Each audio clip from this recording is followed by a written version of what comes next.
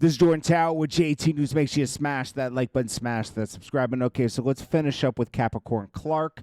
They come back from a long break after she was crying under the first part of cross-examination, how Diddy was treating her, kidnapping her and making her do, 5 days of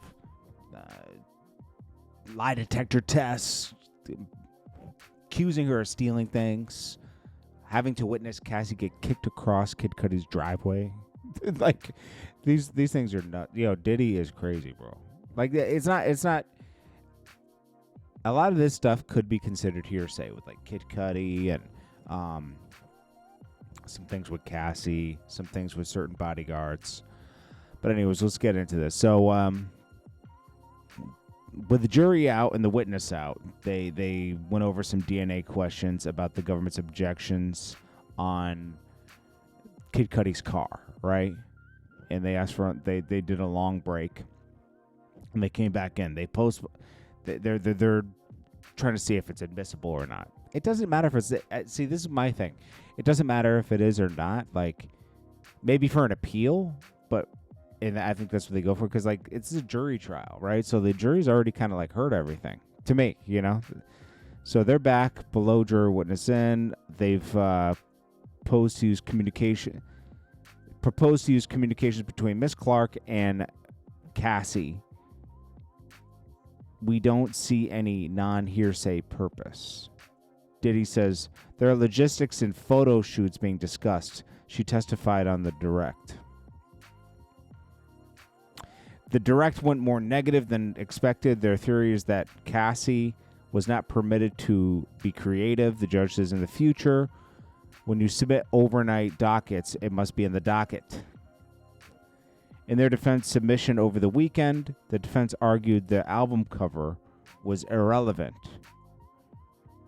And they say, Combs' lawyer says yes. Cassie is topless with her arms crossed. The judge says, can we have Miss Clark come back? Look, see. Now let's bring in the jury in. Okay, so they bring her in. Combs' lawyer says, when you went to the park, it was a tavern on the green. It was to a tavern on the green. We parked it, she says, Capricorn Clark, the assistant says, we parked there early in the day in the park and ran into Nas. Diddy's lawyer says, when did you say he had Cassie spin? Who was there? When you say he had Miss Ventura spin, who was there? Let me show you what you said. You says Lorianne Gibson was there. Capricorn Clark says, they misheard me. When did you first meet Cassie Ventura? He says, I met her with Ryan Leslie, Capricorn Clark. So she was there for the whole time. Combs' lawyer says, when did you not get along with Cassie sometimes? In 2008, she got more bravado, being his girlfriend. Longer it lasted, she thought I was being paid to help her. The government objects. The judge says, sustained, re-asked that question. What did you see, they say. She went from being a sweet model to a feisty girlfriend. Do you think she was talented? Capricorn Clark says, she had talent. She was beautiful. Combs' lawyer says, but not talented? Capricorn Clark says, she was not. I have good taste. Capricorn Clark says, talented to me is Whitney Houston and Mariah Carey. Yeah. Cassie, she was more of a studio musician. She needed things to be equalized. Combs' lawyer says, did she perform live? Capricorn Clark says, a couple times, not the greatest. Combs' lawyer says, was she a hard worker? At times, she says. When was she a hard worker? This is, she preferred to be with her boyfriend. When we moved to L.A. after Kim had the twins, 2009-ish, I saw her developing more of a relationship with Puff. Then this is, he supported her? Yes, with stylists, other musicians, all the components to make a star. Did she get more help than others? Yes, Young Jock and groups from Atlanta. I developed French Montana. You developed French Montana. Okay. Capricorn Clark says, I ran into Cassie. She said she had a new deal with Epic. I dressed her like David Bowie. We did a photo shoot at my house. We wrote a mini movie and shot it for the project.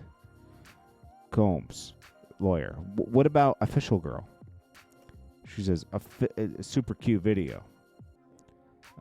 Combs lawyer says, King of Hearts. It was fresh. Puff liked it. Combs lawyer. Cassie had a green wig? She says, yes.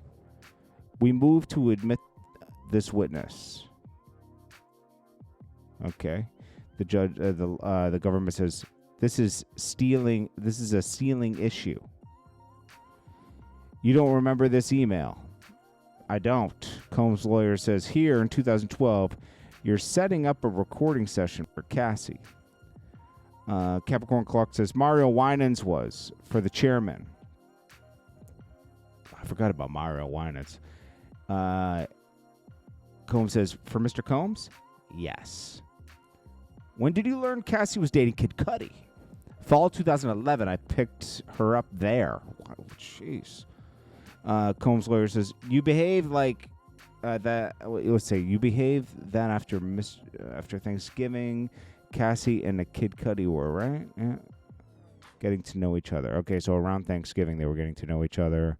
Why'd you get a burner phone for her at Best Buy? I told her, you cannot use this bad boy phone. You got to use your own personal phone.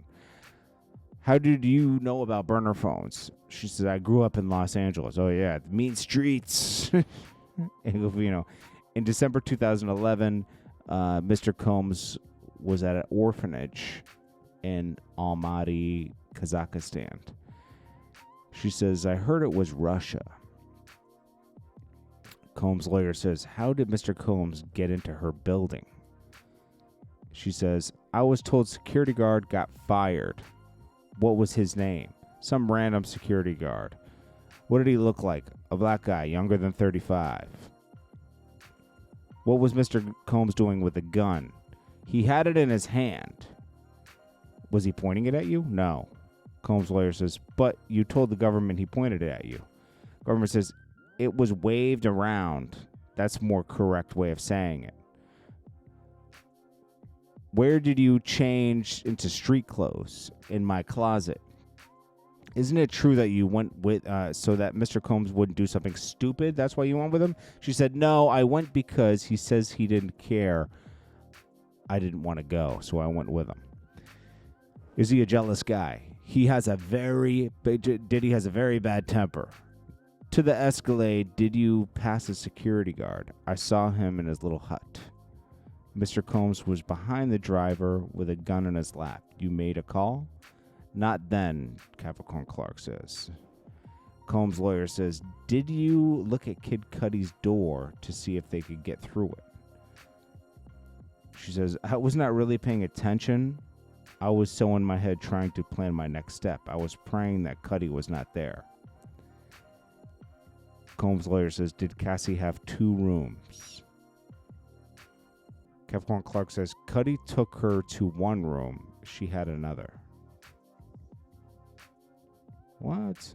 Combs' lawyer says, you are 100% that you called and told them Puff had a gun? She says, yes. I said it very quickly.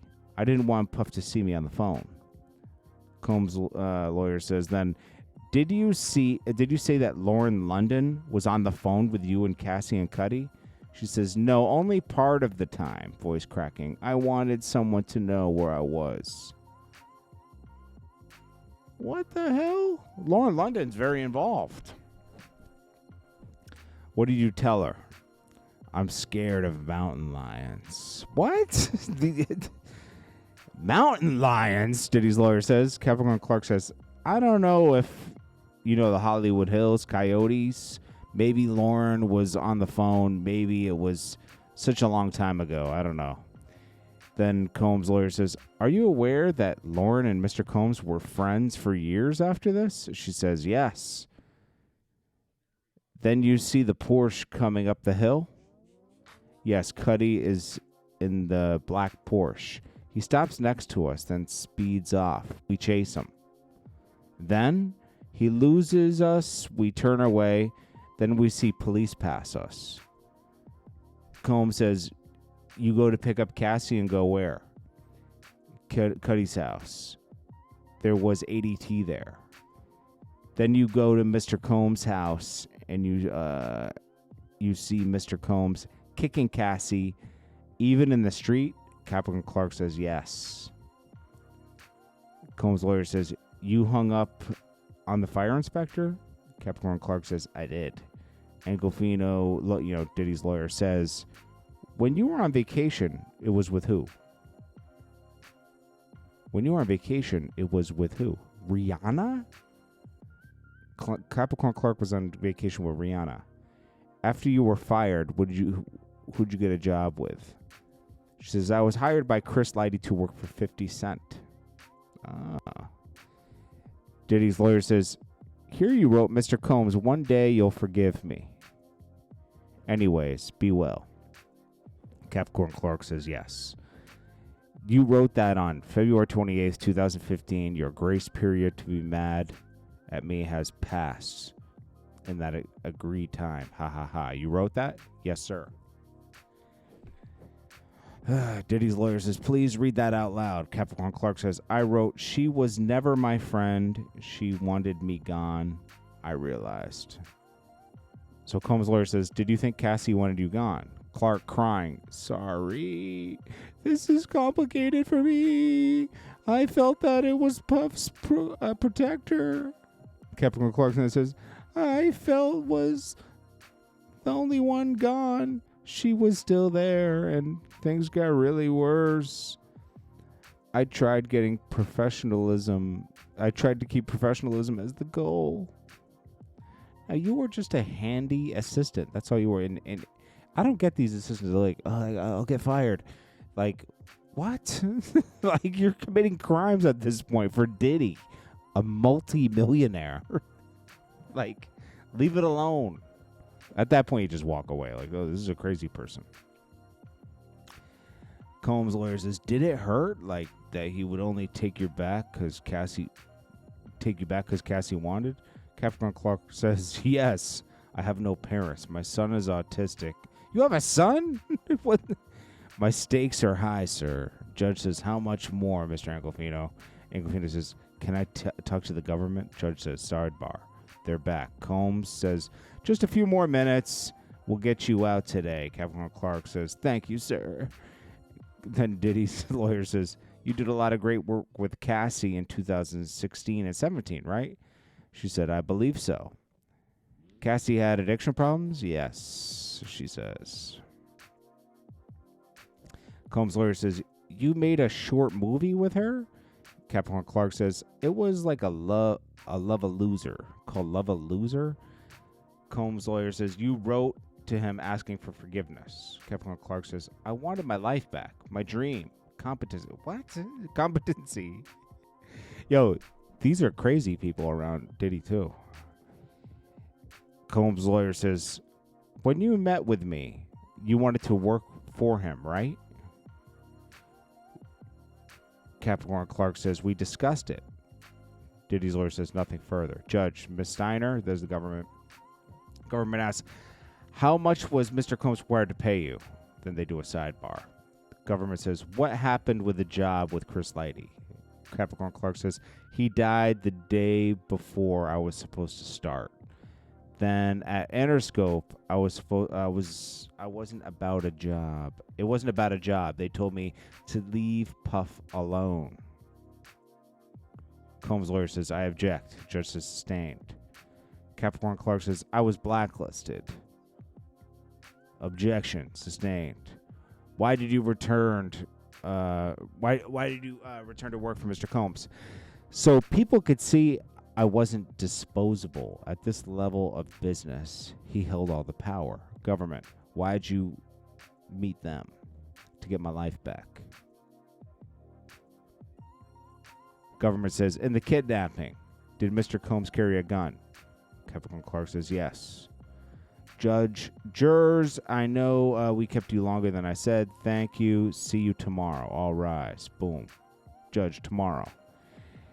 Government says LAPD, LAFD, Jimenez, Nash, and Mia.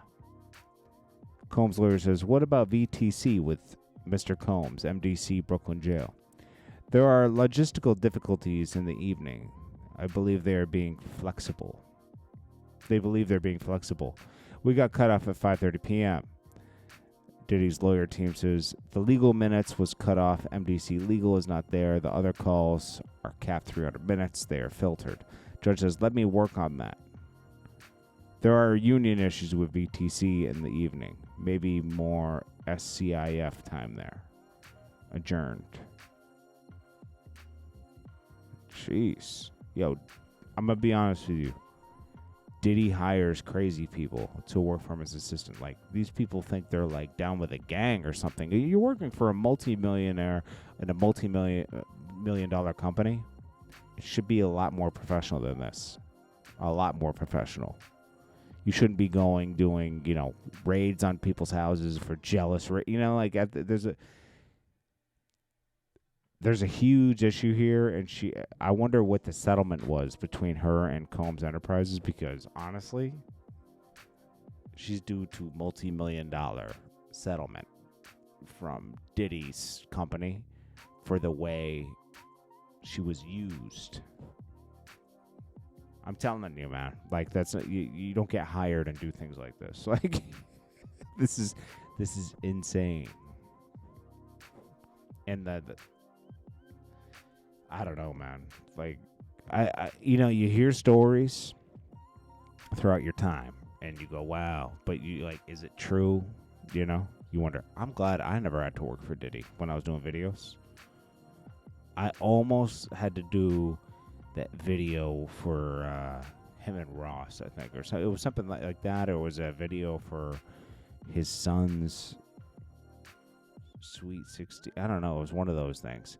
I remember I was considered for something because, I was doing good at music videos at the time. I'm glad I never had to work for Diddy, though. I'm glad I never even tried. I remember I'd be up at Daddy's house sometimes. I met Diddy before through some people, but that's not the environment. You don't want to be in that situation with Diddy. I saw how he treated people that work for him when I was up at Daddy's house, the studio for a while. He made people do things like treat them like real workers. Like, hey, I want this glass. His assistants had to clean the glass in the studio, change glasses out every hour. It's like, this is like overkill. It was overkill. It was beyond an assistant. You were just being trained. I was like, certain people you just don't want to work for. Plus, he wouldn't have paid you. Look, these people got paid pennies for what they were doing. So you wouldn't have made any money anyways. And it wouldn't have been a good look. It doesn't lead to anything. When you work for somebody like a Diddy or a Pharrell, it could lead to something if you're looking for like a job in fashion or, maybe something else. If you're looking to go up in music, this isn't the way. I'm telling you. Because if things don't go well, you're blackballed. This is JordanTower with JT News. I'll check you guys in the next one. Peace.